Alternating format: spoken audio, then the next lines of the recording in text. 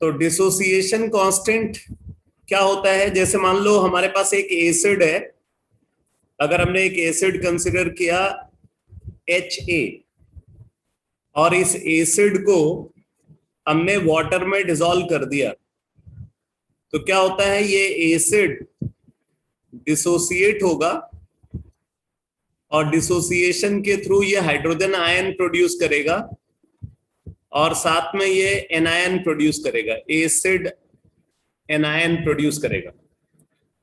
ठीक है, अब ये एक रिवर्सिबल रिएक्शन है। इस रिवर्सिबल रिएक्शन का जो इक्विलिब्रियम कांस्टेंट है, इस रिवर्सिबल रिएक्शन का जो इक्विलिब्रियम कांस्टेंट है, उसी को हम डिसोसिएशन कांस्टेंट ऑफ एसिड बोलते हैं। इसको Ka से रिप्रेजेंट किया जाता है। ठीक है, इस रिवर्सिबल रिएक्शन का जो इक्विलिब्रियम कांस्टेंट है, उसी को हम डिसोसिएशन कांस्टेंट ऑफ एसिड बोलेंगे और इसको Ka से रिप्रेजेंट करते हैं। तो लॉ ऑफ मास एक्शन के बेसिस पे, from law of mass action,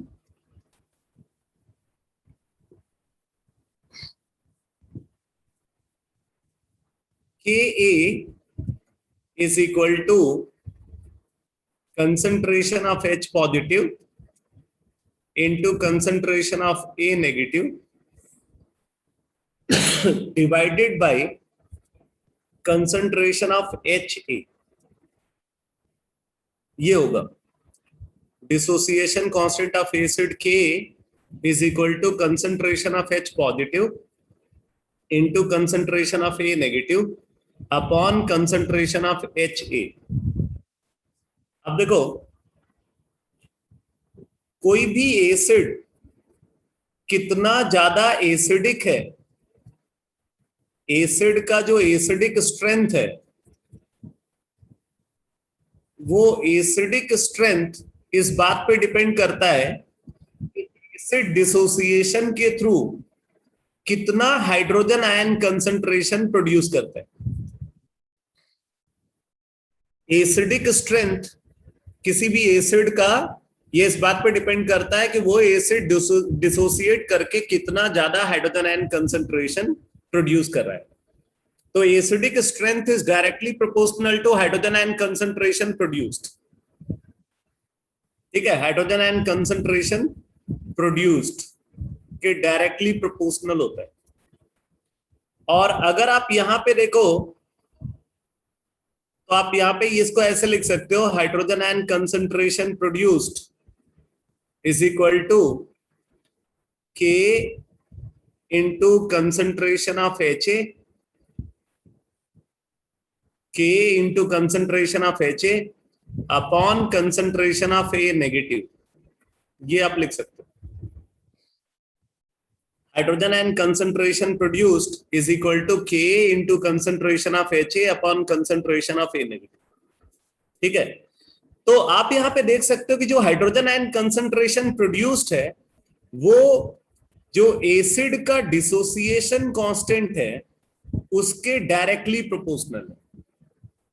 hydrogen ion concentration produced is directly proportional to dissociation constant of acid.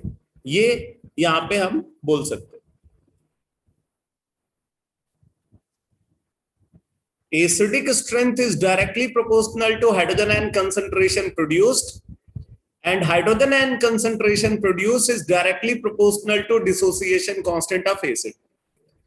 जैसे जैसे एसिड का डिसोसिएशन कांस्टेंट बढ़ेगा, एसिड जो हाइड्रोजन आयन कंसंट्रेशन प्रोड्यूस कर रहा है, वो हाइड्रोजन आयन कंसंट्रेशन बढ़ेगा, और हाइड्रोजन आयन कंसंट्रेशन अगर बढ़ेगा तो एसिडिक स्ट्रेंथ बढ़ेगा। अब आप देखो, अच्छा ये इंफॉर्मेशन आपको समझ में आ रही है? ये डिस्कशन सबको समझ में आ रहा है? स्पेशली जो न्यू स्टूडेंट है, मैं उनकी बात कर रहा हूं।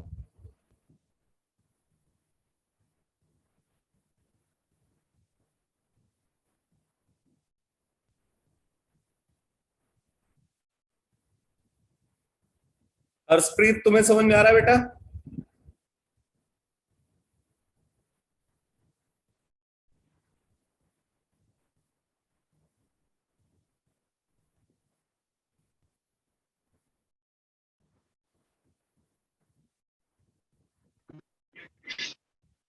मनकीरत, ये कॉन्सेप्ट समझ में आ रहा है?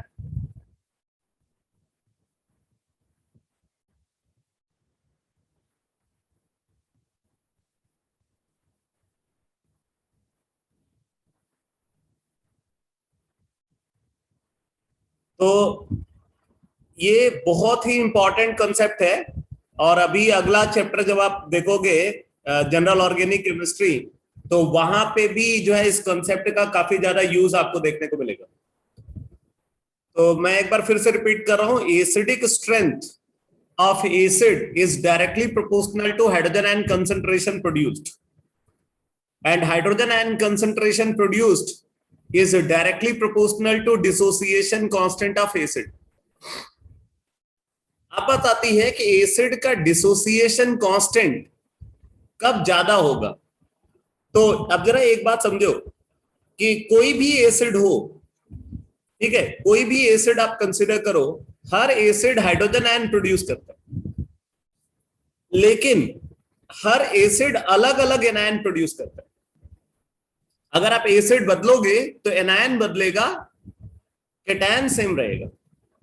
जैसे HCl लिया तो क्लोराइड आयन बनेगा, सल्फ्यूरिक एसिड लिया तो सल्फेट आयन बनेगा, नाइट्रिक एसिड लिया तो नाइट्रेट आयन बनेगा, एसिटिक एसिड लिया तो एसिटेट आयन बनेगा, हाइड्रोजन फ्लोराइड लिया तो फ्लोराइड आयन बनेगा, हाइड्रोजन साइनाइड लिया तो साइनाइड आयन बनेगा।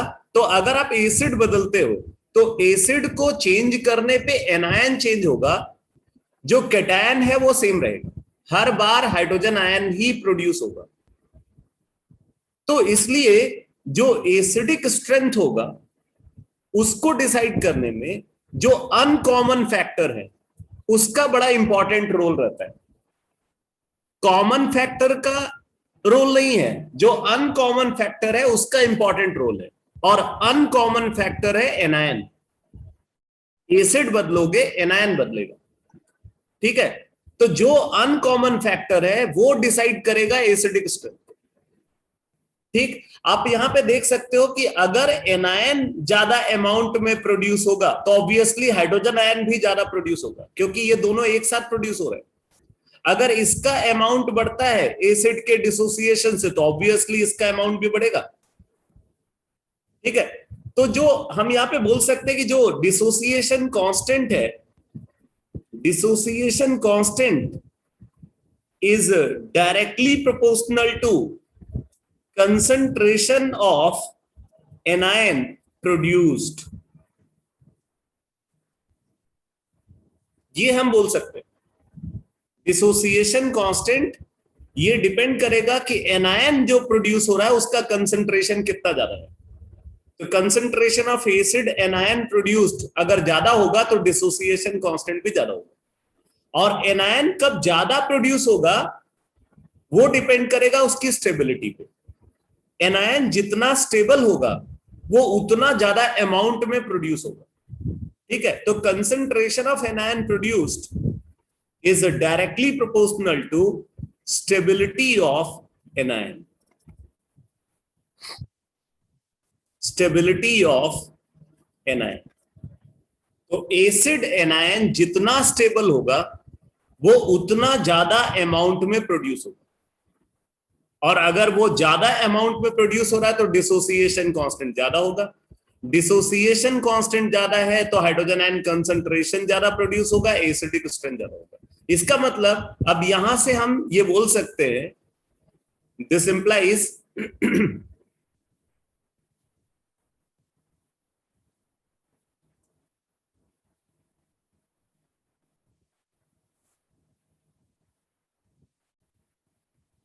this implies acidic strength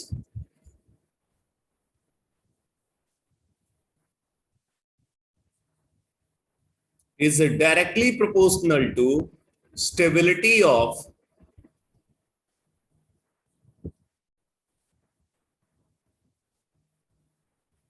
acid anion produced।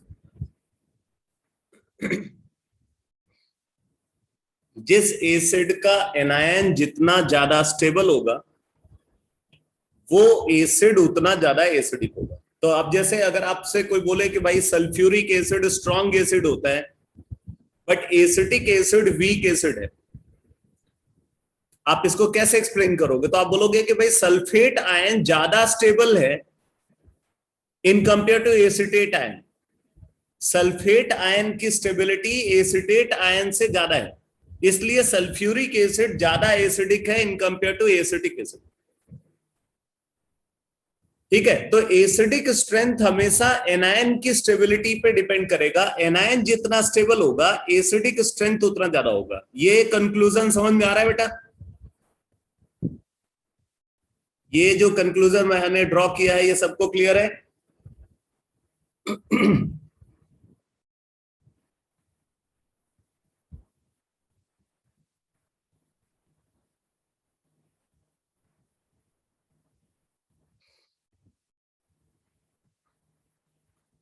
अब देखो, अगर हम एनायन की स्टेबिलिटी को कंसिडर करें, stability of anion,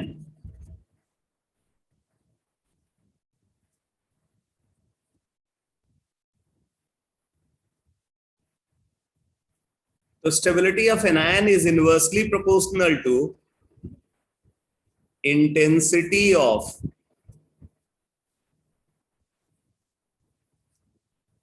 negative charge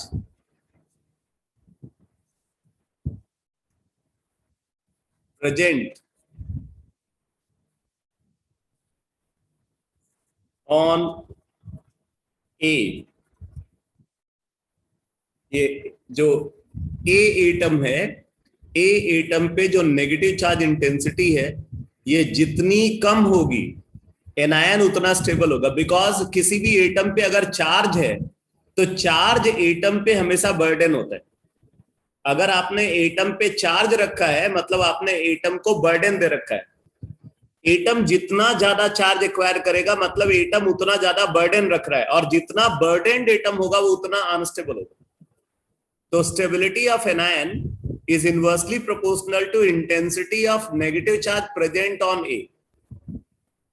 ठीक है, तो इसका मतलब कि अगर A एटम पे नेगेटिव चार्ज इंटेंसिटी कम है तो वो एनायन स्टेबल है, और एनायन अगर स्टेबल है तो एसिडिक स्ट्रेंथ ज्यादा होगा।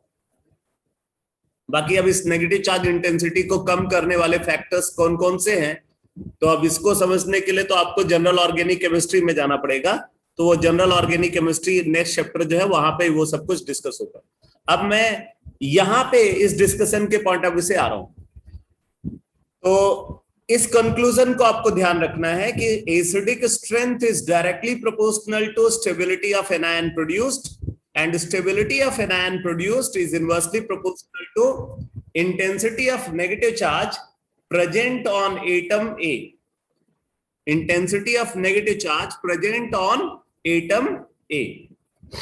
तो अब मैं सिस और ट्रांसफॉर्म के पॉइंट ऑफ व्यू से इस डिस्कशन को कंसीडर कर रहा हूं।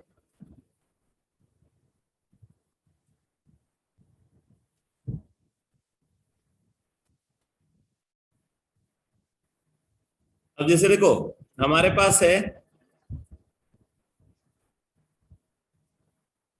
सिस फॉर्म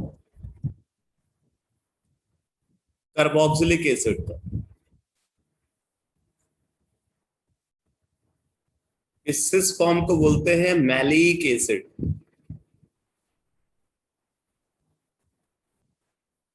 इसको मैलिक एसिड बोलते हैं। इसको हमने वाटर में डिसॉल्व किया तो ये वाटर में डिसॉल्व होकर के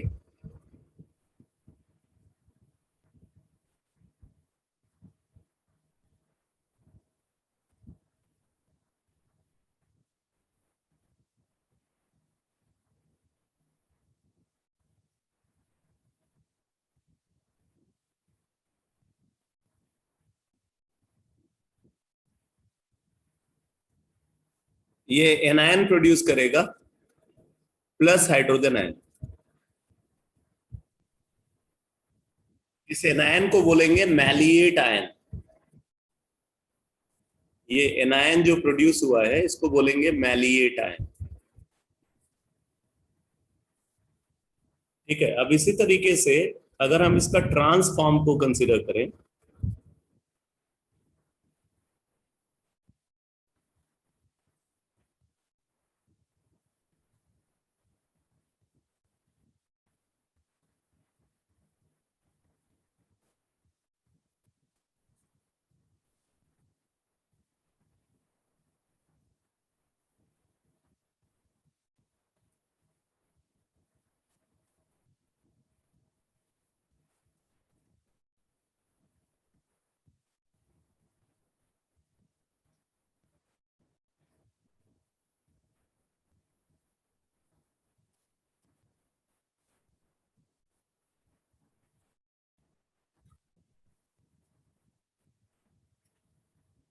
तो ये है फ्यूमेरिक एसिड,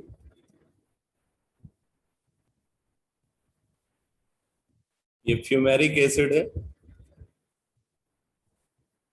ट्रांस आइसोमर, और इसको बोलेंगे फ्यूमरेट आयन, फ्यूमरेट आयन। अगर इस रिएक्शन का इक्विलिब्रियम कांस्टेंट को देखा, ये डाई कार्बोक्सिलिक एसिड है, मतलब डाई बेसिक एसिड है, तो ये 2 H पॉजिटिव दे सकता है। अभी इसने सिर्फ एक H पॉजिटिव दिया है, तो इसलिए हम इस डिसोसिएशन कांस्टेंट को फर्स्ट डिसोसिएशन कांस्टेंट बोलेंगे। तो ये बोला जाएगा KAM1, KAM1, M stand for malic, 1 first dissociation constant of malic acid, KAM1। ठीक है, KAM1 क्या होगा? First dissociation constant of malic acid. इसी तरीके से इसको हम लिख सकते हैं KAF1,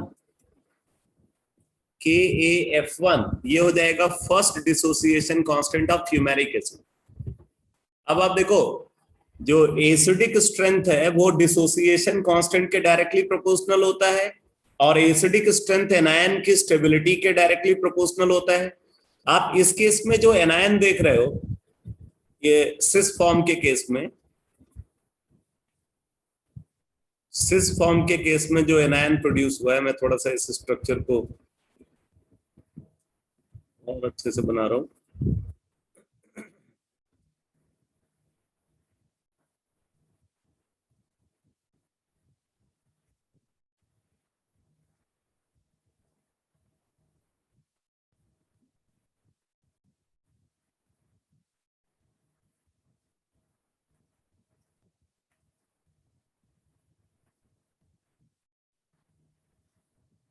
यहाँ पे आप देख सकते हो कि ये हाइड्रोजन ऑक्सीजन से अटैच है, hydrogen is bonded with oxygen, और बगल में एक ऑक्सीजन है जिसके पास लोन पेयर है।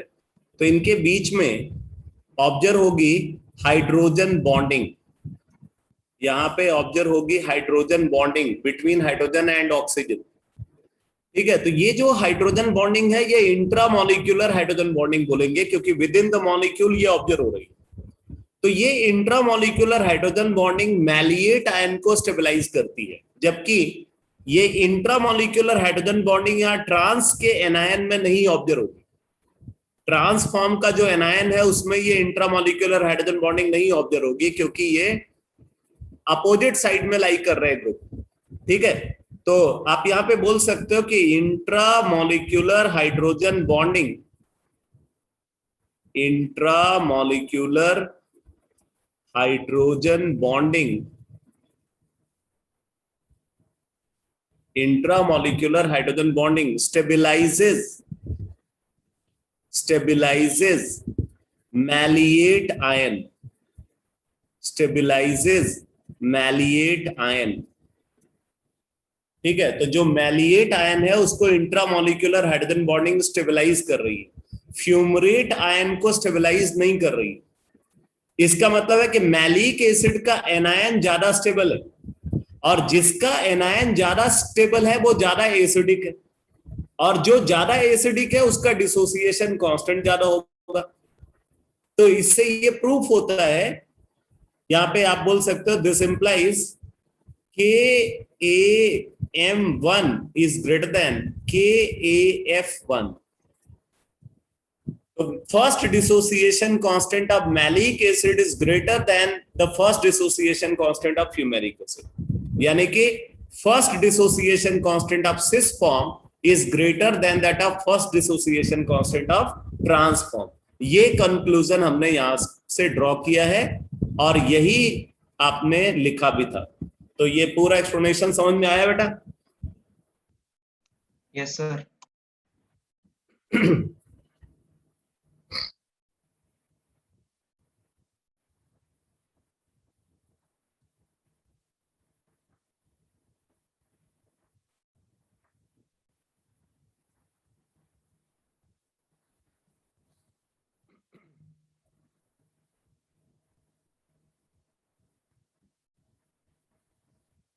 अगर हम सेकेंड डिसोसिएशन कांस्टेंट को कंसीडर करें तो सेकेंड डिसोसिएशन कांस्टेंट में इसका रिवर्स ट्रेंड ऑब्जर्व होता है। अब जरा सेकेंड डिसोसिएशन कांस्टेंट को देखो, दूसरे स्टेप का डिसोसिएशन। तो देखो ये जो सिस फॉर्म है उसका एनायन ये है,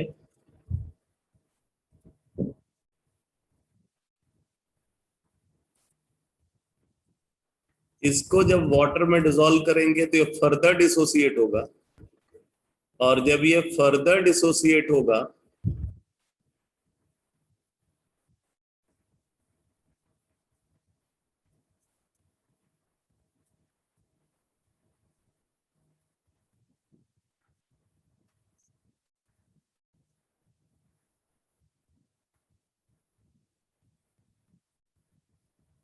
अब इसका डिसोसिएशन कांस्टेंट को KAM2 बोलेंगे, second dissociation constant of malic acid. इसी तरीके से अगर ट्रांसफॉर्म को कंसिडर करें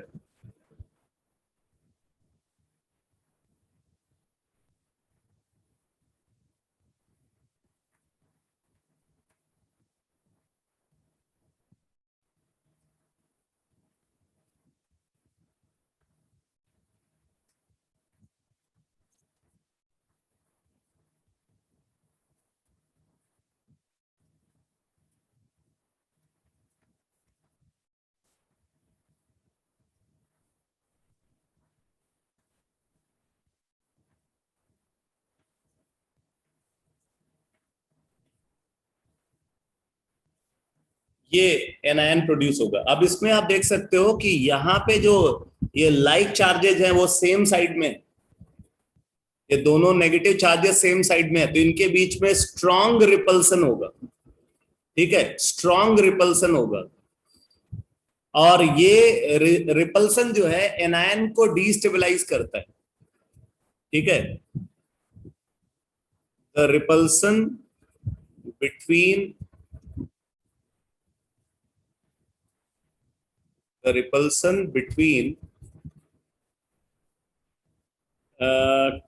two anions,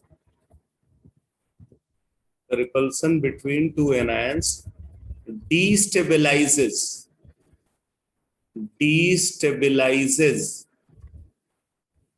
it। ठीक है, तो ये एनायन के बीच में जो रिपल्सन है वो उसको डीस्टेबलाइज करेगा, जबकि यहां पे वो रिपल्सन मिनिमाइज्ड है बिकॉज एनायन का सेपरेशन ज्यादा है। ठीक है, तो इसलिए ये जो डाई एनायन होगा फ्यूमेरिक एसिड का वो मोर स्टेबल होगा in compare to di anion of malic acid. अब इसका रिजल्ट ये होता है कि second dissociation constant value fumaric acid का मैलिक एसिड से ज्यादा होगा। KAF2 is greater then KAM2, क्योंकि सेकेंड स्टेप में जो एनायन प्रोड्यूस हो रहा है वो फ्यूमेरिक एसिड के केस में ज्यादा स्टेबल है in compare to malic acid. तो ये बात क्लियर हुई बेटा? Excuse me sir. बोलो सर, जो ये फ्यूमेरिक एसिड है ये ज्यादा स्टेबल होगा ओवरऑल? और क्या, यही तो बोल रहा हूं मैं, फ्यूमेरिक एसिड का एनायन ज्यादा स्टेबल है, डाई एनायन। तो सर मतलब वो ज्यादा एसिडिक होएगा? हाँ, नेचुरल सी बात है, सेकंड स्टेप में जा रहा है, एसिडिक होगा। तभी तो ये कंक्लूजन हमने ड्रॉ किया है, KF2 is greater then KM2।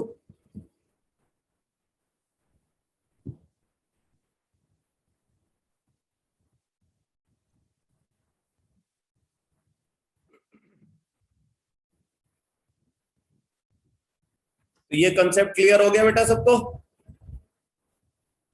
Yes sir.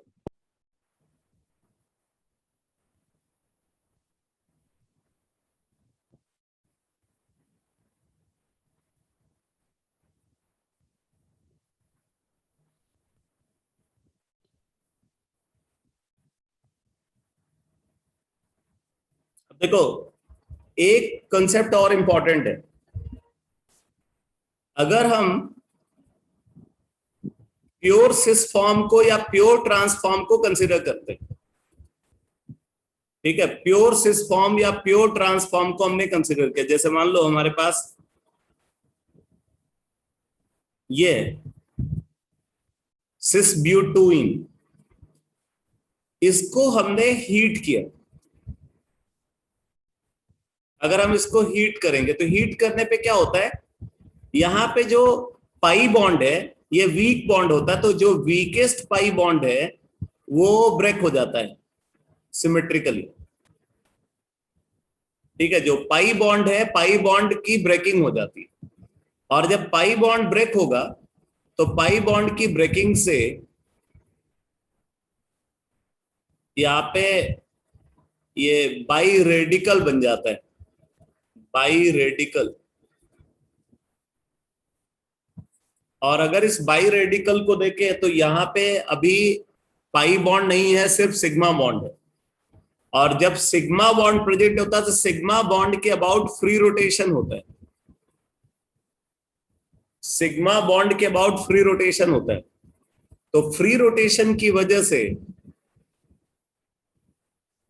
यहां पे जो इसका अरेंजमेंट है वो चेंज होकर के ऐसा हो जाएगा। ठीक है, ऐसा अरेंजमेंट हो जाएगा। अब अगर मान लो हम इसको हीट करने के बाद कूल करते हैं, तो कूल करने पे क्या होगा, ये जो अनपेयर्ड इलेक्ट्रॉन्स प्रेजेंट है कार्बन के ऊपर, ये अनपेयर्ड इलेक्ट्रॉन वापस कंबाइन करके पाई बॉन्ड बना लेते हैं। ये वापस कंबाइन करके पाई बॉन्ड का फॉर्मेशन करते हैं ऑन कूलिंग।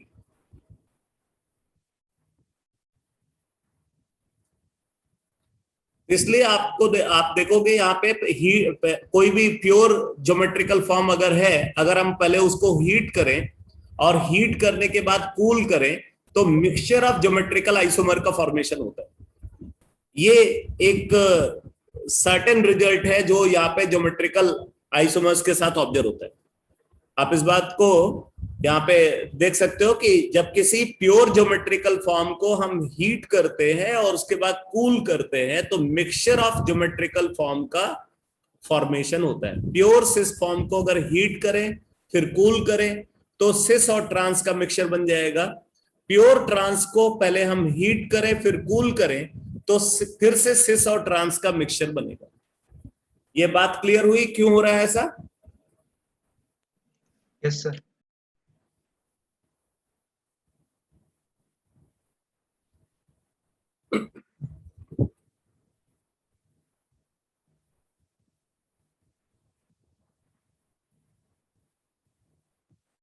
यही वजह है कि अगर एक रिएक्शन में सिस फॉर्म पार्टिसिपेट कर रहा है तो उस रिएक्शन में ट्रांस फॉर्म भी पार्टिसिपेट करता है।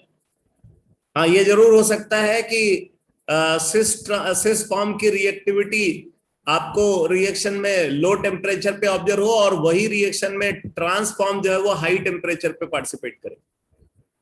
लेकिन जिस रिएक्शन में सिस फॉर्म पार्टिसिपेट करता है उसमें ट्रांस भी पार्टिसिपेट करता है, रिएक्टिविटी इनकी अलग अलग होती है। सर प्योर सिस फॉर्म का मतलब क्या होता है? प्योर का मतलब क्या होता है? मतलब कोई उसका डेरिवेटिव नहीं होना चाहिए? अरे प्योर का मतलब क्या होता है, तू प्योर की हिंदी बता दे बस। शुद्ध। हाँ, प्योर। ठीक, तो प्योर सिस फॉर्म मतलब सिस ही है, उसके साथ कोई इम्प्योरिटी नहीं है। Okay sir. हाँ,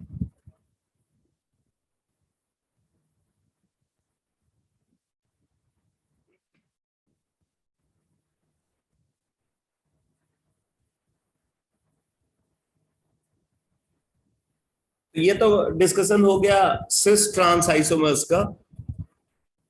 अब कंसिडर करते हैं E Z isomers, E Z isomerism, E Z isomerism.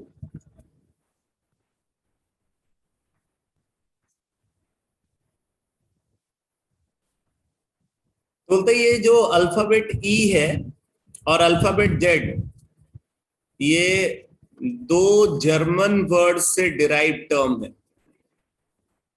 Alphabet E German word एंड गीजन से डिराइव्ड है, एंड गीजन का मतलब होता है अपोजिट।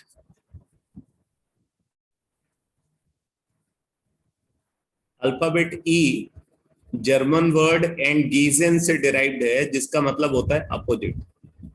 और जो अल्फाबेट जेड है वो जर्मन वर्ड जुसामेन से डिराइव्ड है, जिसका मतलब होता है same.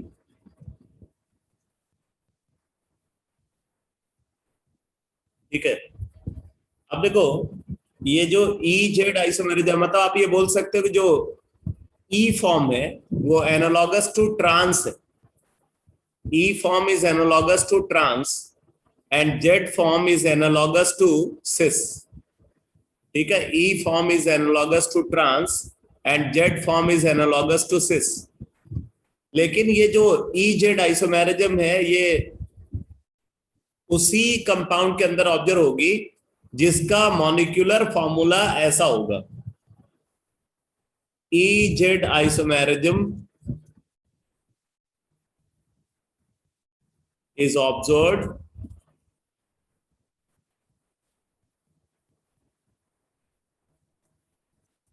only in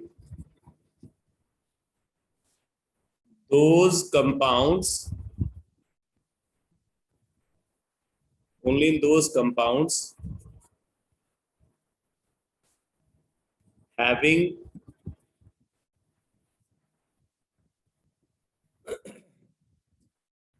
molecular formula C2A2BD और C2ABD। अगर कंपाउंड का मॉलिक्यूलर फॉर्मूला ये है या कंपाउंड का मॉलिक्यूलर फॉर्मूला ये है, तभी ईजेड आइसोमेरिज्म ऑब्जर्व होगी, अदरवाइज ईजेड आइसोमेरिज्म नहीं ऑब्जर्व हो सकती। ठीक है, अब C2A2BD इस मॉलिक्यूलर फॉर्मूला को अगर कंसीडर करें, अब इसमें ये वाला जो स्ट्रक्चर है ये तो ज्योमेट्रिकल आइसोमेरिज्म ही में ही पार्टिसिपेट नहीं करेगा, क्योंकि आपको मैंने बताया था कि जिस एटम के अबाउट हिंडर्ड रोटेशन ऑब्जर्व हो रही है, अगर उससे दो ग्रुप अटैच हैं तो वो दोनों ग्रुप क्या होने चाहिए, डिफरेंट होने चाहिए। क्योंकि यहाँ पे ये दोनों ग्रुप सेम है, इसलिए ये ज्योमेट्रिकल आइसोमेरिज्म में पार्टिसिपेट नहीं करेगा। तो ये कंपाउंड जो है ज्योमेट्रिकल आइसोमेरिज्म में पार्टिसिपेट नहीं करेगा। इसका मतलब कि अगर ज्योमेट्रिकल आइसोमेरिज्म में पार्टिसिपेशन की बात करें तो फिर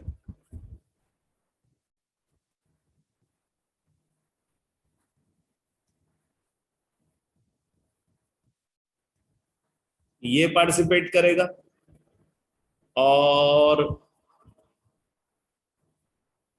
ऑब्वियसली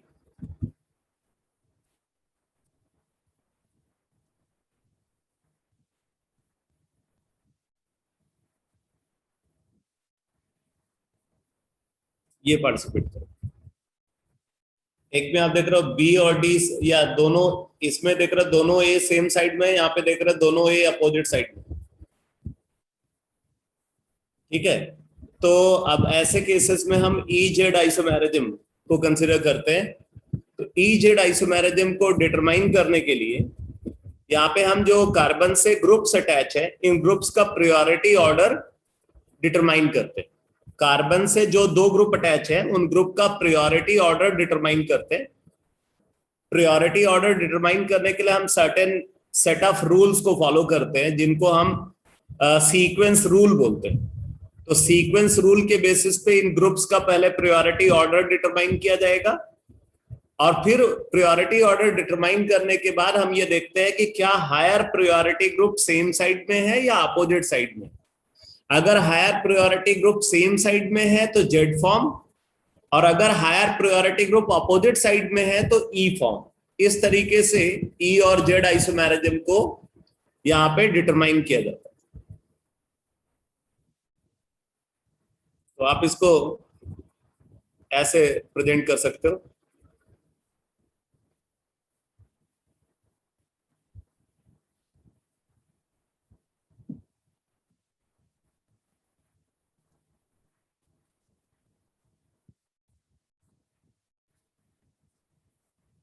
कार्बन से दो ग्रुप अटैच है, मान लो ये फर्स्ट प्रायोरिटी ग्रुप है और ये सेकंड प्रायोरिटी ग्रुप है। उसी तरीके से यहाँ पे फर्स्ट प्रायोरिटी ग्रुप और यहाँ पे सेकंड प्रायोरिटी ग्रुप प्रेजेंट है। तो आप देख रहे हो इसमें top priority group same side में है, इसलिए हम इसको बोलेंगे जेड फॉर्म।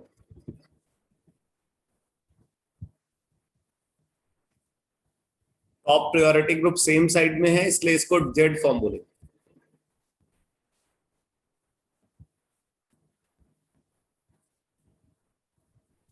अब अगर ये फर्स्ट प्रायोरिटी ग्रुप है, ये सेकंड प्रायोरिटी ग्रुप है, यहाँ पे ये सेकंड प्रायोरिटी ग्रुप है और ये फर्स्ट प्रायोरिटी ग्रुप है, तो आप इसमें देख रहे हो कि top priority group opposite side में है। तो क्योंकि ये अपोजिट साइड में है, इसलिए इसको ई फॉर्म बोला जाएगा। इस तरीके से EZ आइसोमेरिज्म को हम डिफाइन करेंगे। तो ये बात समझ में आ रही है बेटा?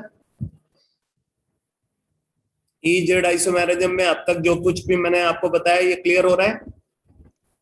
Yes sir.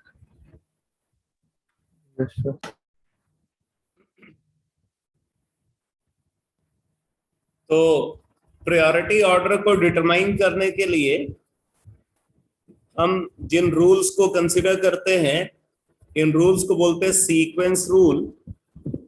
और ये सीक्वेंस रूल जो है, ये आगे भी डिस्कशन में आता है ऑप्टिकल आइसोमेरिज्म में।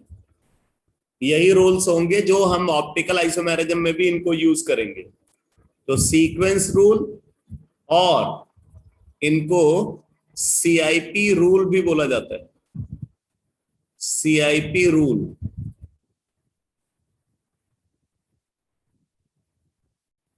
सीक्वेंस रूल और CIP रूल बोलते हैं। तो अभी देखो, इसको CIP रूल क्यों बोलते हैं? बेसिकली 3 जर्मन केमिस्ट ने मिलकर के इन रूल्स को डिफाइन किया। तो उन जर्मन केमिस्ट के नेम का जो फर्स्ट अल्फाबेट है, उसको यहां पे कंसीडर कर रहे हैं। तो कान एक जर्मन केमिस्ट थे, इनगोल्ड और प्रिलॉग।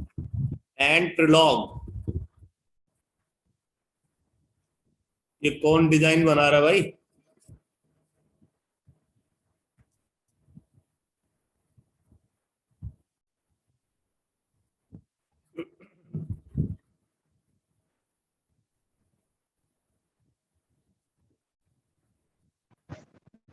सर वो गलती से हो गया था। ऐसी गलती मत किया कर। तो ये 3 जर्मन केमिस्ट थे, कान, इनगोल्ड एंड प्रिलॉग। तो इनके नेम का जो फर्स्ट अल्फाबेट है, उसको कंसीडर करते हुए इसको CIP रूल बोल रहे हैं। सीक्वेंस रूल और CIP रूल। अब देखो, सीक्वेंस रूल में क्या बोला जाता है, मैं सीधे एग्जाम्पल लेकर के आपको एक्सप्लेन करूं। ठीक है, जैसे फर्स्ट रूल अगर कंसीडर करें तो क्या है, यहां पे बोल रहा है कि अगर मान लो कार्बन से 2 ग्रुप अटैच है,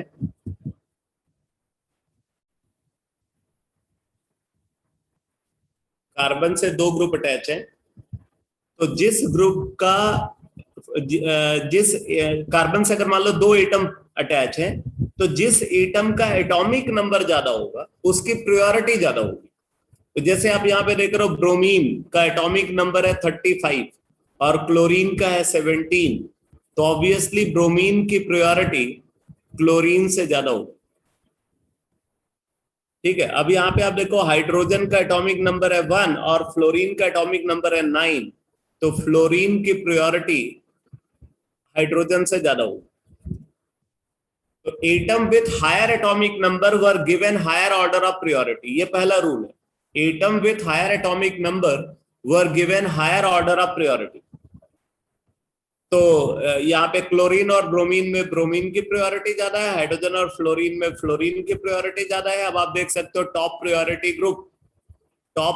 ग्रुप सेम साइड में है, इसलिए जेड, तो ये जेड फॉर्म। तो फर्स्ट रूल है, atom with higher atomic number were given higher order of priority. ये फर्स्ट रूल है। क्लियर हुआ फर्स्ट रूल सबको? फर्स्ट रूल क्लियर हुआ सबको? Yes sir.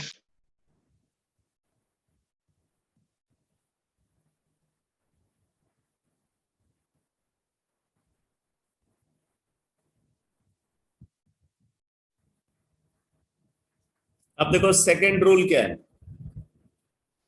सेकंड रूल बोल रहे हैं कि among isotope of same element, isotope with higher mass number were given higher order of priority। ठीक है, अगर हम आइसोटोप्स को कंसीडर करें तो आइसोटोप्स में जिस आइसोटोप का मास नंबर ज्यादा है उसकी प्रायोरिटी ज्यादा होगी। तो अब जैसे देखो,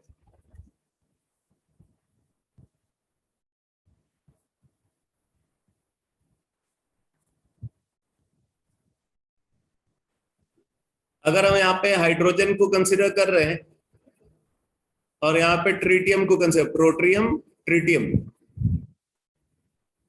ठीक है, और इधर हम कंसीडर कर रहे हैं क्लोरीन 35 और यहाँ पे हम कंसीडर कर रहे हैं क्लोरीन 37।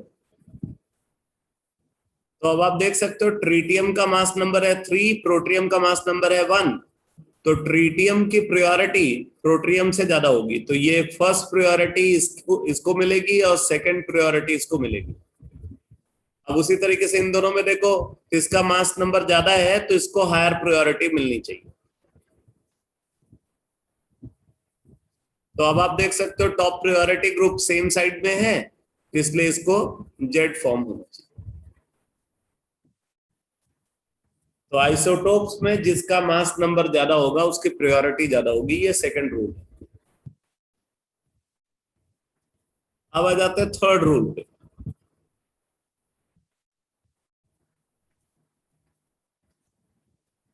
बोल रहे हैं कि अगर हम डिफरेंट ग्रुप्स को कंसीडर करें तो ग्रुप्स के बीच में अगर हमें कंपैरिजन करना है तो कंपैरिजन हमेशा ग्रुप का जो फर्स्ट एटम होगा, फर्स्ट एटम के एटॉमिक नंबर के बेसिस पे होगा।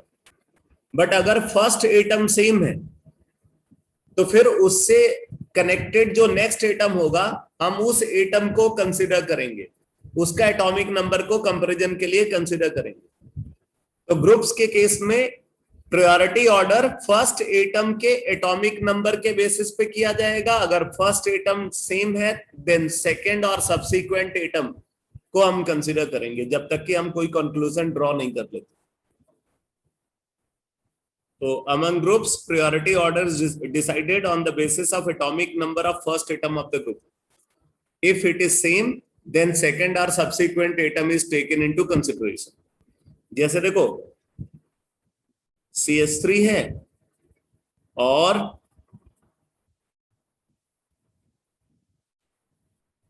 CH2Cl है, ठीक है। इसी तरीके से OCH3 है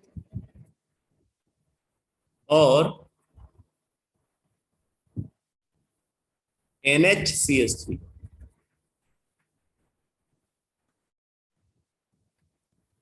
अब यहां पे हमें कंपैरिजन करना है, तो अब देखो कैसे कंपैरिजन करेंगे। जैसे इन दोनों में कंपेयर करना है, तो ये पूरा एक ग्रुप है OCH3 और ये दूसरा ग्रुप है NHCH3।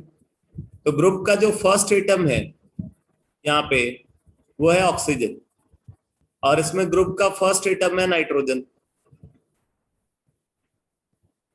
यहाँ पे ग्रुप का फर्स्ट एटम नाइट्रोजन है, यहाँ पे ग्रुप का फर्स्ट एटम ऑक्सीजन है। तो ऑक्सीजन का एटॉमिक नंबर नाइट्रोजन से ज्यादा है, इसलिए इसको हायर प्रायोरिटी मिलेगी, इसको लोअर प्रायोरिटी मिलेगी। अब जैसे इसमें देखो, इसको हम ऐसे लिख सकते हैं CH2H। अब आप देख सकते हो ये जो CH2 पार्ट है, CH2, ये दोनों में सेम है, इसमें भी CH2 है और यहां भी CH2 है। तो जो पार्ट कॉमन है वो कभी डिसाइडिंग नहीं होगा। ये दोनों पार्ट, दोनों में यही पार्ट प्रेजेंट है CH2, इसलिए ये तो डिसाइड करेगा नहीं। तो अब जो अनकॉमन पार्ट है उसको देखते हैं। तो यहां पे अनकॉमन पार्ट है हाइड्रोजन और यहां पे है क्लोरीन। तो हम हाइड्रोजन और क्लोरीन के बीच में कंपैरिजन करेंगे। तो क्लोरीन का एटॉमिक नंबर हाइड्रोजन से ज्यादा है, इसलिए इसको फर्स्ट प्रायोरिटी मिलेगी और उसको सेकंड प्रायोरिटी मिलेगी। ठीक है। अब इसके बाद आप देखो टॉप प्रायोरिटी ग्रुप, क्योंकि अपोजिट साइड में आ रहा है, तो इसलिए ये हो जाएगा E form.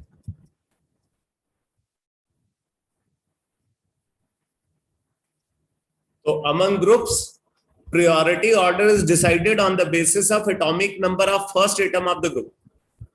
If it is same, then second or subsequent atom is taken into consideration. जैसे यहां पे आप देख रहे हो कि फर्स्ट ग्रुप का जो फर्स्ट एटम है वही डिसाइड कर देता है, लेकिन इस केस में फर्स्ट एटम जो है वो डिसाइड नहीं कर पा रहा है क्योंकि वो सेम है, तो इसलिए हमने नेक्स्ट एटम को कंसिडर किया। ये बात क्लियर हुई बेटा? Yes sir. यस।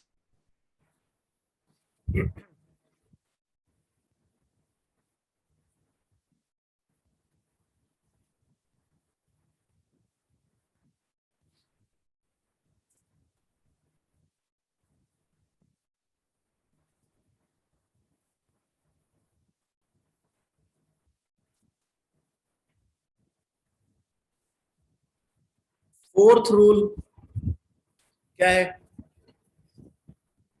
बोले कि अगर किसी ग्रुप के अंदर मल्टीपल कोवेलेंट बॉन्ड है, तो उस ग्रुप का कंपैरिजन अगर आपको किसी दूसरे ग्रुप के साथ करना है, तो कंपैरिजन करने से पहले आपको उस ग्रुप को एक्सपैंड करना पड़ेगा।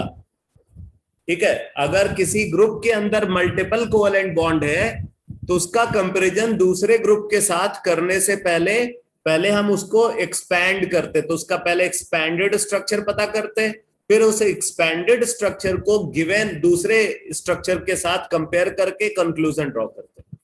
अब बात आती है एक्सपेंशन हम कैसे करेंगे। तो फॉर एग्जांपल, अगर मान लो हमारे पास एक ग्रुप है, अगर मान लो हम इस ग्रुप को कंसीडर कर रहे हैं C ट्रिपल बॉन्ड N, ये ग्रुप है। अब इसको हमें दूसरे ग्रुप के साथ कंपेयर करना है, तो पहले हम इसको एक्सपैंड करेंगे। तो अब इसका एक्सपेंशन कैसे होगा, देखो बोले this group is equivalent to, यहाँ पे कार्बन और नाइट्रोजन के बीच में ट्रिपल बॉन्ड है। तो ट्रिपल बॉन्ड है तो हम इसको ऐसे समझेंगे कि कार्बन से 3 नाइट्रोजन अलग अलग सिंगल बॉन्ड से अटैच है। अगर कार्बन नाइट्रोजन के साथ ट्रिपल बॉन्ड से अटैच है, इसका मतलब हम ये समझेंगे कि इस कार्बन से 3 नाइट्रोजन अलग अलग सिंगल बॉन्ड से अटैच है। और ये जो 3 नाइट्रोजन है, इनमें से 2 नाइट्रोजन तो हम ये बोलेंगे कि वो नाइट्रोजन वापस कार्बन से अटैच है थ्रू सिंगल बॉन्ड। अब ये बात ध्यान से समझ लेना बेटा, ये जो C ट्रिपल बॉन्ड N है, तो C ट्रिपल बॉन्ड N को एक्सपैंड करने के बाद ये एक्सपैंडेड स्ट्रक्चर मिलता है। C triple bond N is equivalent to C single bond N, single bond N, single bond N। और ये जो सिंगल बॉन्ड N है, इनमें से 2 N जो है वो वापस कार्बन से सिंगल बॉन्ड के थ्रू अटैच होंगे। तो C triple bond N is equivalent to this. इसी तरीके से अगर मान लो हमारे पास ये ग्रुप है N double bond O, nitroso group. अब इसको अगर हम एक्सपैंड करें तो इसका एक्सपेंशन कैसे होगा? पहले ग्रुप का फर्स्ट एटम, अब फर्स्ट एटम को अगर आप देखो तो ये डबल बॉन्ड O यानी कि ऑक्सीजन से अटैच है थ्रू डबल बॉन्ड। तो हम यहां पे मान करके चलेंगे कि इस नाइट्रोजन से 2 ऑक्सीजन अटैच है थ्रू सिंगल बॉन्ड। ठीक है, क्योंकि यहाँ डबल बॉन्ड है इसलिए हम बोलेंगे कि यहाँ पे इस नाइट्रोजन से 2 ऑक्सीजन सिंगल बॉन्ड के थ्रू अटैच है। उनमें से एक ऑक्सीजन वापस नाइट्रोजन के थ्रू सिंगल बॉन्ड से अटैच होगा। तो N double bond O is equivalent to this. ठीक है, अब जैसे देखो अगर हमारे पास ये ग्रुप है C double bond NH, C double bond NH। अब C डबल बॉन्ड NH तो आप कैसे एक्सपेंड करके लिखोगे? C, क्योंकि यहाँ पे डबल बॉन्ड है तो हम ये मान करके चलेंगे कि कार्बन से 2 नाइट्रोजन अटैच है थ्रू सिंगल बॉन्ड। उनमें से एक नाइट्रोजन के साथ हाइड्रोजन अटैच है, ये वाला हाइड्रोजन, और एक नाइट्रोजन वापस अटैच है थ्रू कार्बन। तो C डबल बॉन्ड NH को एक्सपैंड करके आप ये लिखो। ठीक है, अगर मान लो C डबल बॉन्ड O है तो एक्सपैंड करके C डबल बॉन्ड O को कैसे लिखा जाएगा? कार्बन, कार्बन से 2 ऑक्सीजन अटैच है थ्रू सिंगल बॉन्ड, इनमें से एक ऑक्सीजन वापस कार्बन से अटैच होगा। तो ये एक्सपेंशन कैसे किया जा रहा है, ये समझ में आ रहा है बेटा? Yes sir.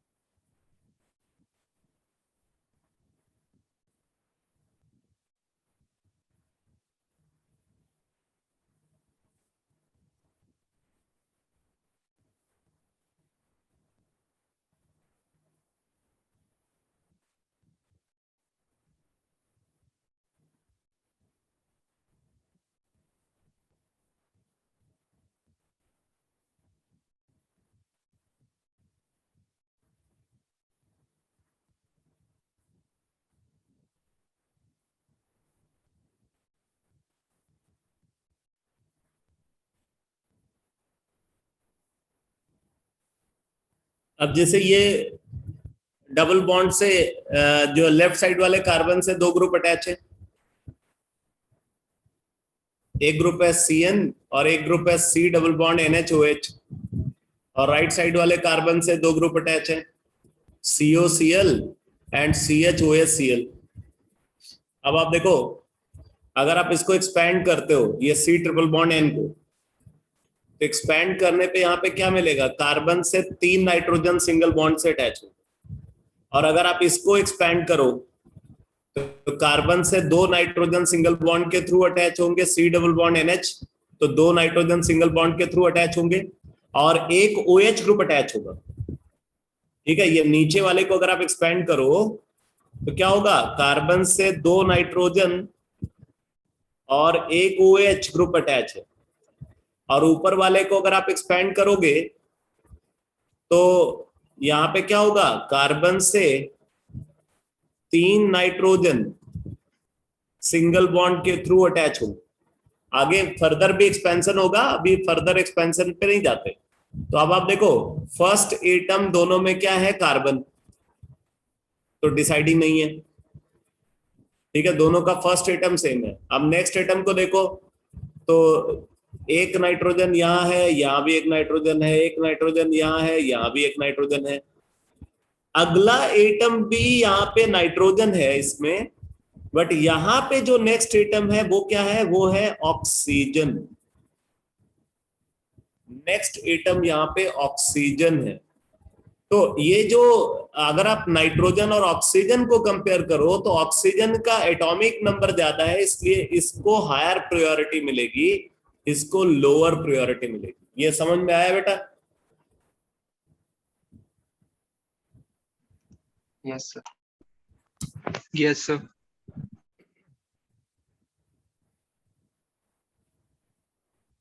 अब जैसे अगर हम यहां पे देखें तो इसको जब हम एक्सपैंड करेंगे तो एक्सपैंड करने पे क्या मिलेगा, C डबल बॉन्ड O है, मतलब कार्बन से 2 ऑक्सीजन सिंगल बॉन्ड के थ्रू अटैच है और एक क्लोरीन अटैच।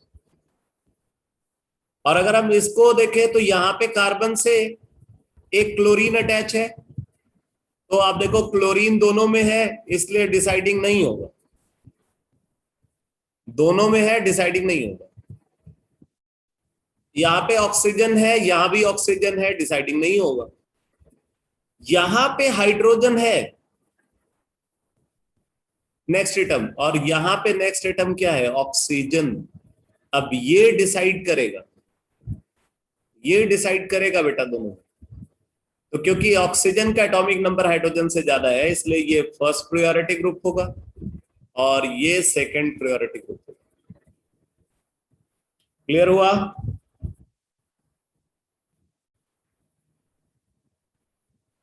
Yes sir. तो क्योंकि top priority group opposite side में है, इसलिए हम इसको क्या बोलेंगे, ई फॉर्म बोलेंगे, ई form.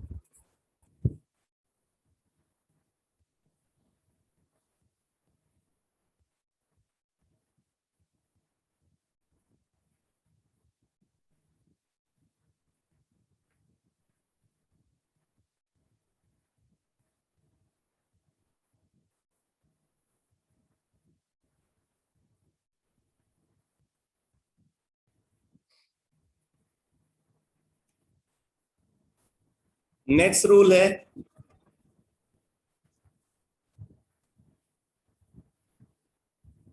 among cis and trans groups, among cis and trans groups, priority order of cis is always greater than that of trans. अगर एक ग्रुप सिस फॉर्म वाला अरेंजमेंट को एक्वायर कर रहा है, दूसरा ग्रुप ट्रांस फॉर्म वाला अरेंजमेंट को एक्वायर कर रहा है, तो जो सिस फॉर्म वाला अरेंजमेंट को एक्वायर करेगा ग्रुप, उसकी प्रायोरिटी ट्रांस वाले से ज्यादा होगी। ये भी रूल है। जैसे अगर हम इसको कंसीडर कर रहे हैं,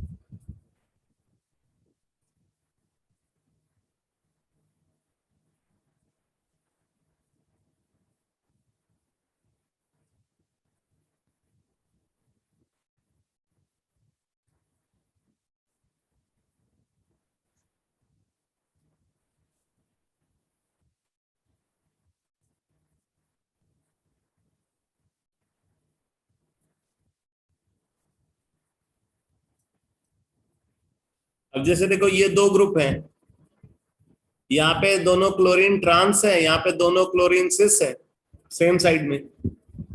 तो अगर प्रायोरिटी ऑर्डर की बात करें तो इसका प्रायोरिटी ऑर्डर इससे ज्यादा होगा।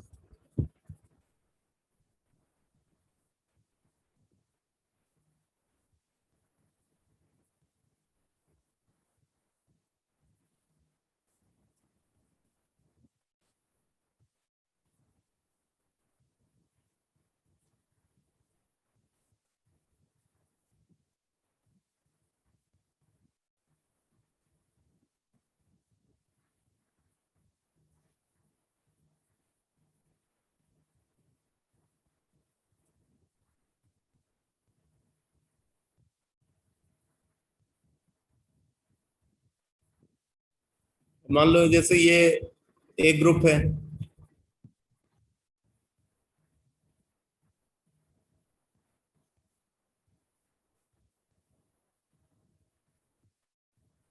ये दूसरा ग्रुप है।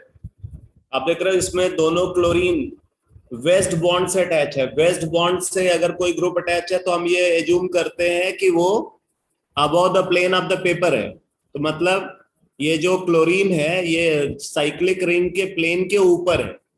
उसी तरीके से ये वाला क्लोरीन भी साइक्लिक रिंग के प्लेन के ऊपर है, मतलब दोनों सेम साइड में है। जबकि ये वेस्ट बॉन्ड से अटैच है और ये डैश्ड बॉन्ड से अटैच है। तो वेस्ट बॉन्ड वाला ग्रुप तो प्लेन ऑफ पेपर के ऊपर होगा, बट डैश्ड वाला प्लेन ऑफ पेपर के नीचे होगा। तो यहाँ पे ये दोनों क्लोरीन ट्रांस है, यहाँ पे दोनों क्लोरीन सिस है, इसलिए इसकी प्रायोरिटी ज्यादा होगी इसके कंपेयर में। ठीक है, तो आप इसको ई फॉर्म बोलोगे।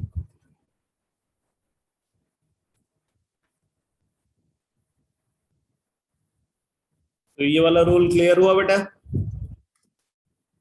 Yes sir. Yes, sir. Yes, sir. Yes, sir. Yes. अब लास्ट रूल,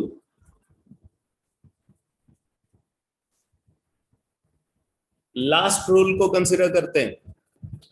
बोलते हैं कि अगर लोन पेयर और बॉन्ड पेयर है, अगर लोन पेयर और बॉन्ड पेयर है, तो लोन पेयर और बॉन्ड पेयर में बॉन्ड पेयर की प्रायोरिटी लोन पेयर से हमेशा ज्यादा होती है। जैसे अगर मान लो यहाँ पे CH3 है और इधर नाइट्रोजन से एक लोन पेयर अटैच,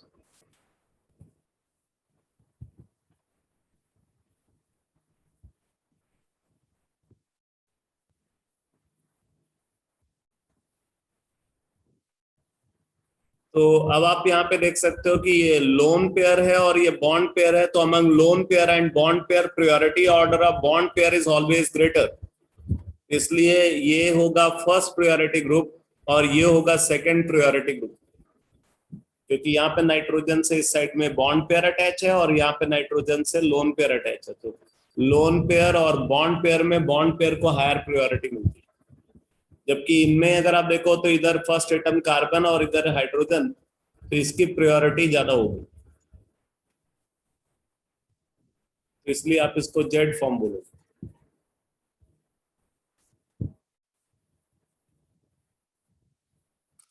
तो ये सारे रूल समझ में आ गए? Yes. Yes sir. तो इन्हीं रूल्स को सीक्वेंस रूल बोला जाता है। सीक्वेंस रूल के बेसिस पे जो कार्बन से ग्रुप अटैच है उसका प्रायोरिटी ऑर्डर निकाल लेते हैं। प्रायोरिटी ऑर्डर डिसाइड करने के बाद फिर हम ये देखते हैं कि जो हायर प्रायोरिटी ग्रुप है वो डबल बॉन्ड के सेम साइड में है या अपोजिट साइड में है। अगर वो डबल बॉन्ड के सेम साइड में है तो जेड फॉर्म, और अगर वो डबल बॉन्ड के अपोजिट साइड में है तो ई फॉर्म को कंसीडर करेंगे। तो ये बात हो गई ई जेड आइसोमेरिज्म की। अब इसके बाद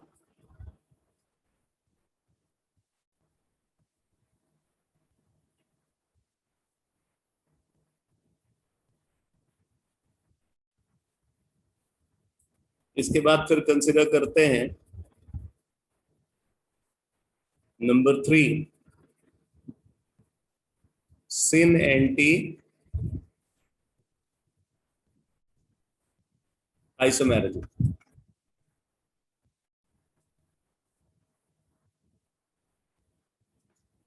सिन एंटी आइसोमेरिज्म, सिन एंटी आइसोमेरिज्म उन कंपाउंड्स के अंदर ऑब्जर्व होती है जिनके अंदर या तो carbon nitrogen double bond present है और साथ में ज्योमेट्रिकल आइसोमेरिज्म की कंडीशन भी फुलफिल हो रही है। तो या तो कंपाउंड के अंदर carbon nitrogen double bond present हो या कंपाउंड के अंदर nitrogen nitrogen double bond present हो। ऐसे कंपाउंड सिन एंटी आइसोमेरिज्म में पार्टिसिपेट कर सकते हैं। अगर कंपाउंड के अंदर carbon nitrogen double bond present है या कंपाउंड के अंदर nitrogen nitrogen double bond present है, तब कंपाउंड सिन एंटी आइसोमेरिज्म में पार्टिसिपेट करेगा। ठीक है, तो अब जैसे देखो, अगर carbon nitrogen double bond compound के अंदर प्रेजेंट है तब क्या होगा?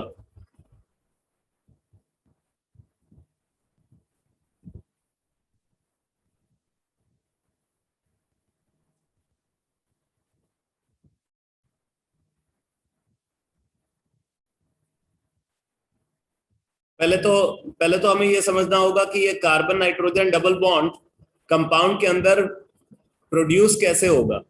पहले इस बात को समझो कि ये carbon nitrogen double bond compound के अंदर प्रोड्यूस कैसे होगा। ये प्रोड्यूस कुछ इस तरीके से होता है, जैसे मान लो हमारे पास एक कार्बोनिल कंपाउंड है। ठीक है, हमारे पास एक कार्बोनिल कंपाउंड है। कार्बोनिल कंपाउंड मतलब एल्डिहाइड या कीटोन। तो हमारे पास एक कार्बोनिल कंपाउंड है और इस कार्बोनिल कंपाउंड को हम रिएक्ट करा रहे हैं with ammonia derivative. Ammonia derivative के साथ रिएक्ट करा रहे हैं। कार्बोनिल कंपाउंड को अमोनिया डेरिवेटिव इसलिए बोल रहा हूं क्योंकि अमोनिया का एक हाइड्रोजन हटा करके उसकी जगह पे ये जेड ग्रुप हमने लगा दिया, तो ये अमोनिया डेरिवेटिव है। तो जब कार्बोनिल कंपाउंड को अमोनिया डेरिवेटिव से रिएक्ट कराते हैं तब क्या होता है? तब बोलते हैं कि कंडेंसेशन रिएक्शन होती है। कंडेंसेशन रिएक्शन एक टाइप की एलिमिनेशन रिएक्शन है। और इस कंडेंसेशन रिएक्शन में क्या होता है, यहां से ऑक्सीजन और यहां से हाइड्रोजन रिमूव हो जाएगा। ये ऑक्सीजन और यहां से हाइड्रोजन रिमूव हो जाएगा और फिर इसके रिमूवल के थ्रू प्रोड्यूस होता है ये part C double bond NZ form होता है प्लस H2O।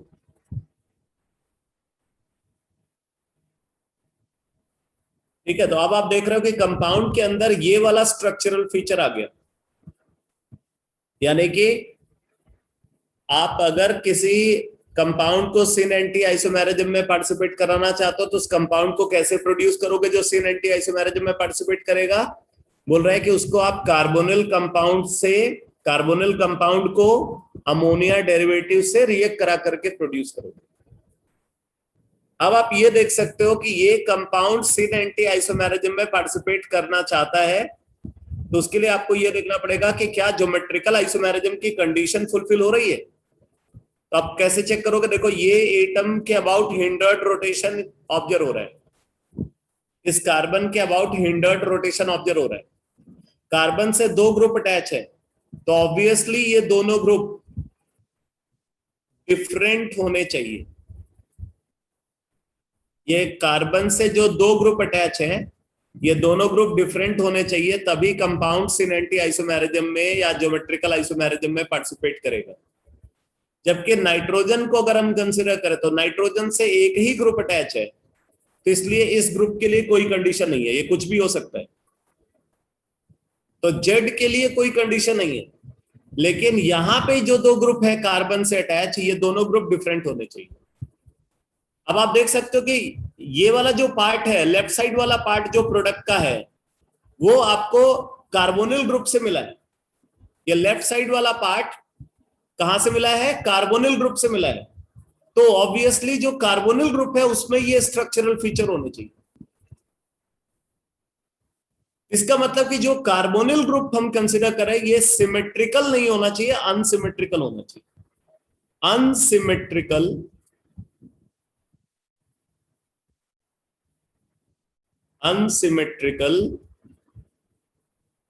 कार्बोनिल कंपाउंड होना चाहिए। अनसिमेट्रिकल कार्बोनिल कंपाउंड को हम रिएक्ट करा रहे हैं किसके साथ? अमोनिया डेरिवेटिव के साथ।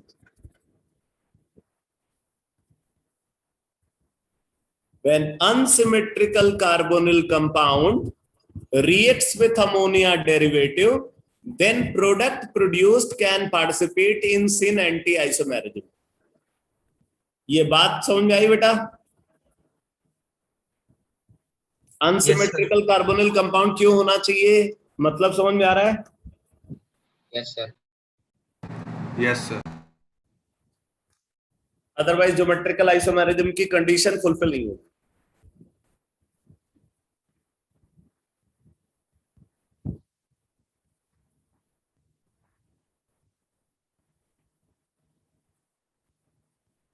तो आप देखो, इस कैटेगरी को जो कंपाउंड्स बिलोंग करते हैं, वो कंपाउंड कौन कौन से हैं, अब मैं उनकी लिस्ट आपको बता रहा हूं।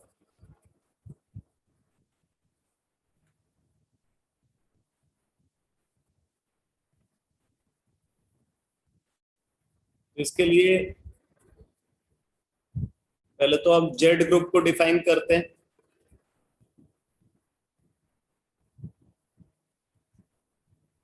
अगर जेड ग्रुप को बदलते हैं तो ऑब्वियसली NH2Z बदलेगा।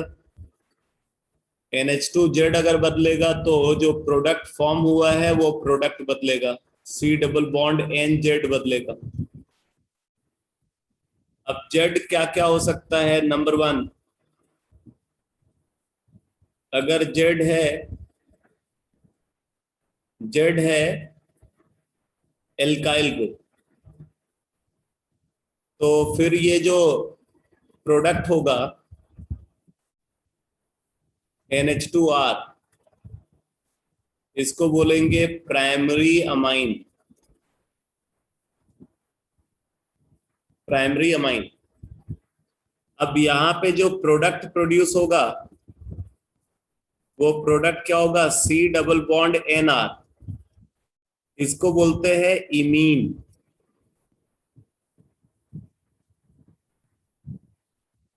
ठीक है, तो ये जो इमीन है, इस इमीन के फॉर्मेशन में अगर आपने एल्डिहाइड कंसीडर किया, अगर ये पार्ट एल्डिहाइड से आया है तो हम इसको एल्डिमीन बोलेंगे, और अगर ये पार्ट कीटोन से आया है तो इसको कीटीमीन बोलते हैं। Imine of aldehyde is called aldimine, whereas imine of ketone is called ketimine. तो एल्डिमीन और कीटीमीन सिन एंटी आइसोमेरिज्म में पार्टिसिपेट कर सकते हैं। ठीक है, अब देखो नंबर 2, जेड ग्रुप, यहां पे हो सकता है OH। अगर जेड OH है तो NH2Z क्या हो जाएगा? NH2OH। NH2OH को बोलते हैं हाइड्रोक्सिल अमाइन। ये NH2OH को हाइड्रोक्सिल अमाइन बोलते हैं। अब यहाँ पे जो प्रोडक्ट प्रोड्यूस होगा वो होगा C डबल बॉन्ड NOH। इस प्रोडक्ट को बोलते हैं ऑक्सीन। ये जो प्रोडक्ट प्रोड्यूस हुआ है इसको क्या बोलेंगे? ऑक्सीन बोलेंगे।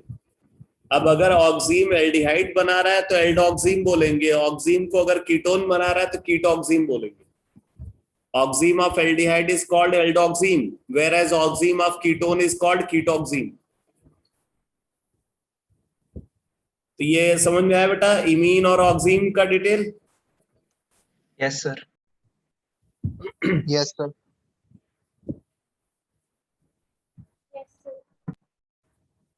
अब देखो, अगर जेड ग्रुप NH2 है तो ये कंपाउंड हो जाएगा NH2NH2। इसको बोलते हैं हाइड्रोजीन।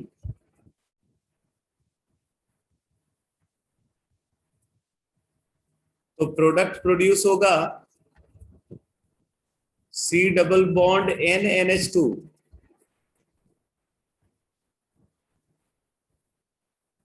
इसको बोलेंगे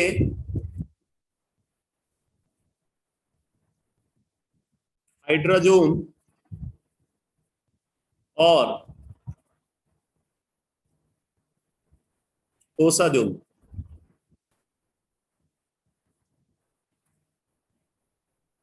अगर हाइड्रोजोन फॉर्मेशन एल्डिहाइड करता है तो उसको एल्डाजोन बोलते हैं, और अगर हाइड्रोजोन कीटोन बनाता है तो उसको कीटाजोन बोलते हैं। तो एल्डाजोन और कीटाजोन सिन एंटी आइसोमेरिज्म में पार्टिसिपेट कर सकते हैं।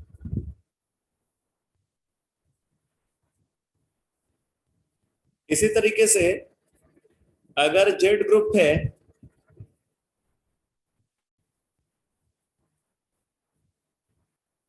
NH6H5, तो NH2Z होगा NH2 NH6H5।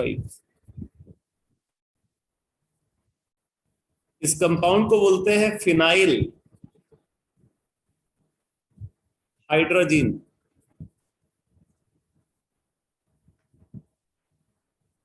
Phenyl hydrazine. यहां पे जो प्रोडक्ट बनेगा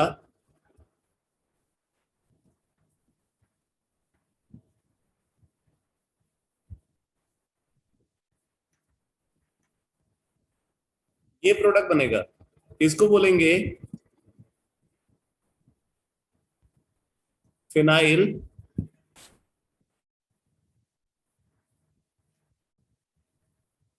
हाइड्रोजोन। फिनाइल हाइड्रोजीन क्या बनाएगा? फिनाइल हाइड्रोजोन बनाएगा। ठीक है, तो इसको अगर एल्डिहाइड यहाँ पे इन्वॉल्व है तो फिनाइल एल्डाजोन बोलेंगे, और कीटोन इन्वॉल्व है तो फिनाइल कीटाजोन बोलेंगे। ठीक है, इसी तरीके से एक कंपाउंड और है जो सिन एंटी आइसोमेरिज्म में पार्टिसिपेट करता है। अगर जेड है NHCO NH2, NHCO NH2, तो NH2Z होगा NH2, जेड की जगह पे आ जाएगा NHCO NH2।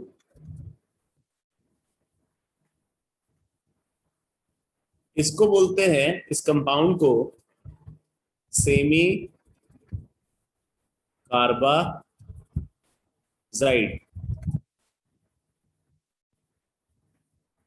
Semi carbazide. अब यहाँ पे जो प्रोडक्ट बनेगा वो होगा C double bond N NHCO NH2। इसको बोलते हैं प्रोडक्ट को सेमी कार्बाजोन।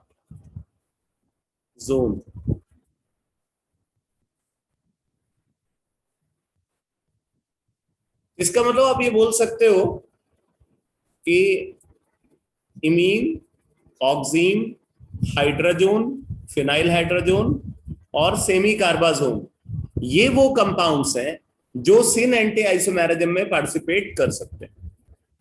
ठीक है, imine, oxygen, hydrazone, phenyl hydrazone और सेमी कार्बाजोन, ये सिन एंटी आइसोमेरिज्म में पार्टिसिपेट कर। ये बात क्लियर हुई बेटा? Yes, sir. Yes sir. Yes. Yes, sir.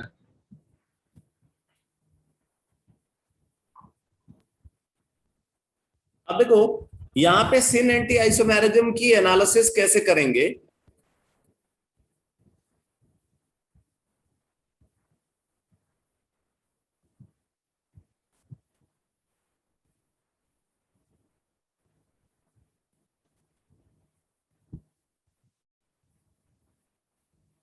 जैसे मान लो हमारे पास एक एल्डिहाइड है, यहाँ पे फॉर्मल्डिहाइड को छोड़ करके कोई भी एल्डिहाइड आप ले सकते हो, फॉर्मल्डिहाइड सिमेट्रिकल होता है, वो नहीं लेना। इसको हमने रिएक्ट कराया हाइड्रोक्सिल अमाइन के साथ।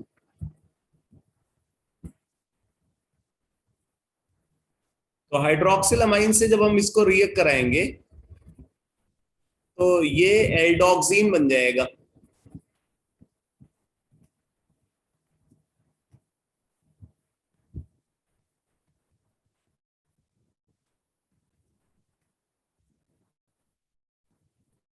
अब इस एल्डोक्सीन के दो स्ट्रक्चर पॉसिबल है।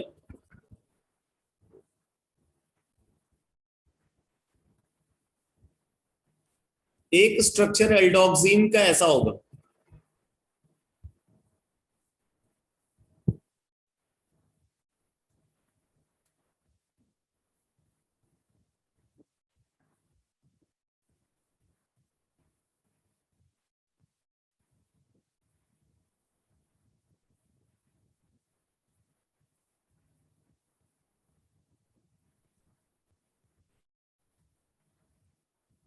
दूसरा स्ट्रक्चर एल्डोक्सिन का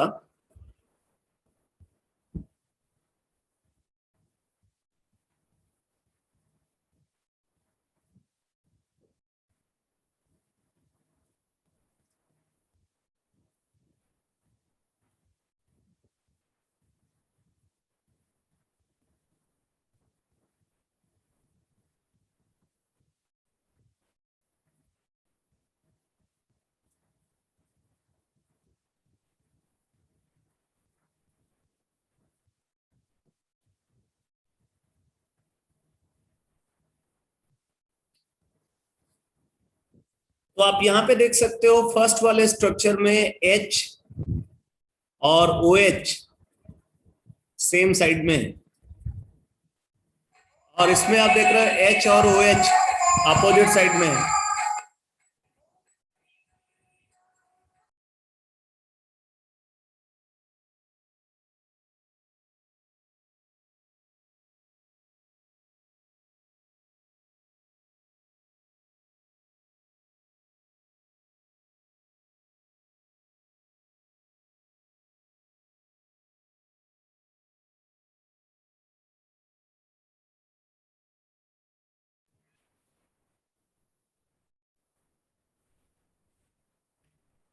इसमें H और OH जो है ये आपको सेम साइड में दिख रहे हैं, और यहाँ पे H और OH अपोजिट साइड में दिख रहे हैं। तो अगर H और OH सेम साइड में है तो हम इसको बोलेंगे सिन एल्डोक्सिन। सिन एल्डोक्सिन।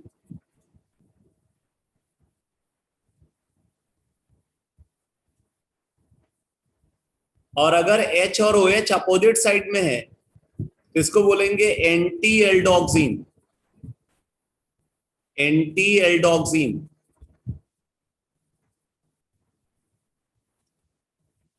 ठीक है, अगर हाइड्रोजन और हाइड्रोक्सिल ग्रुप डबल बॉन्ड के एक ही साइड में है तो सिन एल्डोक्सिन बोलेंगे, और अगर हाइड्रोजन और हाइड्रोक्सिल ग्रुप डबल बॉन्ड के अपोजिट साइड में है तो उसको एंटी एल्डोक्सिन बोलेंगे। ये क्लियर हुआ बेटा?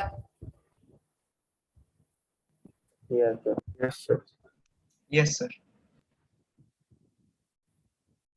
ठीक है, अब इसी तरीके से अगर मान लो हम कीटोन को कंसिडर करें तो कीटोन के केस में क्या होगा, हमेशा जो कीटोन आप लोगे वो अनसिमेट्रिकल कीटोन होना चाहिए। अनसिमेट्रिकल कीटोन होना चाहिए। तो अब जो यहाँ पे ऑक्सीन बनेगा उसको हम बोलेंगे कीटॉक्सीन। ठीक है, ऑक्सीन जो फॉर्म होगा कीटोन के केस में उसको क्या बोलेंगे? उसको बोलेंगे कीटॉक्सीन।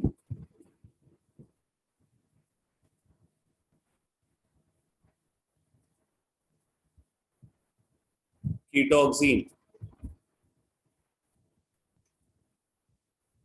अब आप अगर देखो तो यहाँ पे कीटॉक्सीन के भी दो स्ट्रक्चर्स ऑब्जर्व होंगे।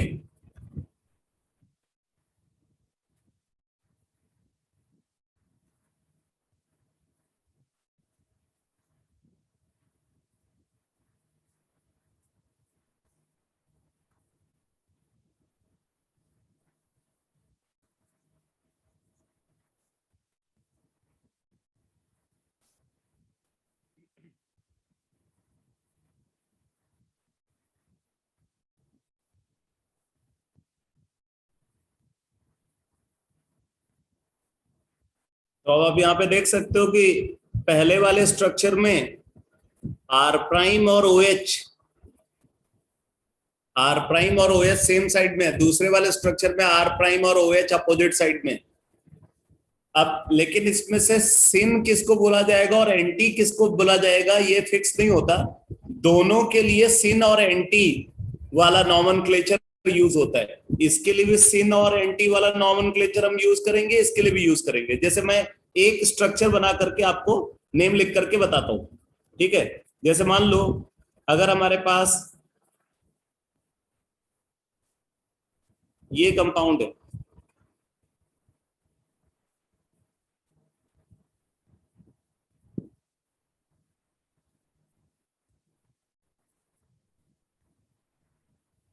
ये कीटॉक्सिन। अब इस कीटोक्सिम का नॉमेनक्लेचर अगर हम लिखे तो ध्यान देना, यहाँ पे इथाइल ग्रुप OH के सेम साइड में है और मिथाइल अपोजिट, तो आप इसको एक तो लिख सकते हो सिन इथाइल, सिन इथाइल।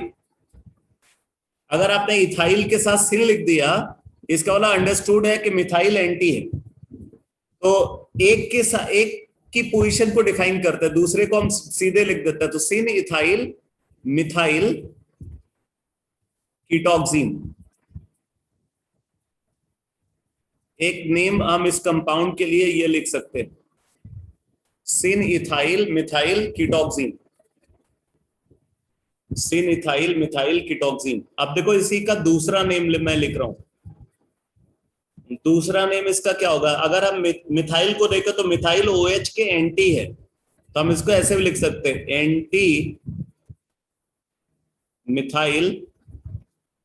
अब अगर मिथाइल एंटी हो गया तो अंडरस्टूड है कि इथाइल सिन होगा, इथाइल कीटोक्सिन।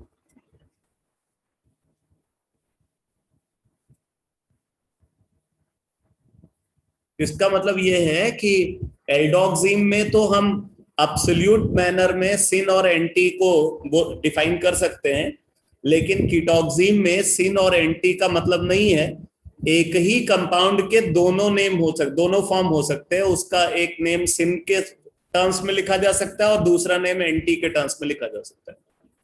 ये बात क्लियर हुई बेटा? Yes sir.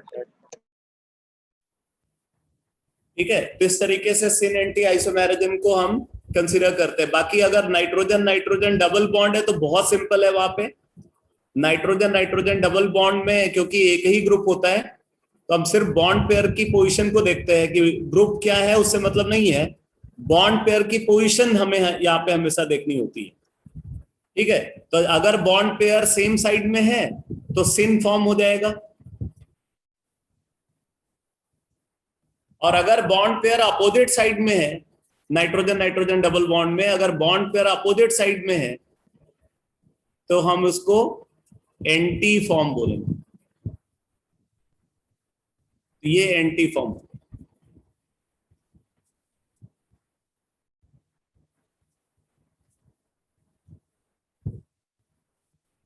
ठीक है बेटा, तो ये क्लियर हो गया एन डबल बॉन्ड एन में कैसे सिन एंटी को डिफाइन करते हैं।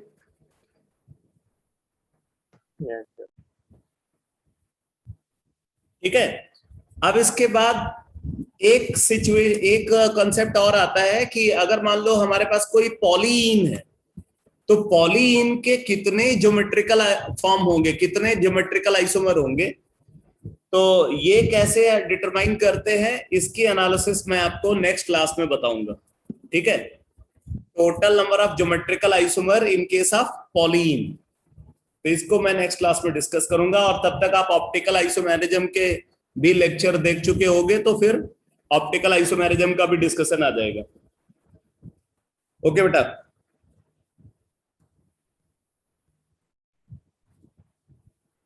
Thank you, sir.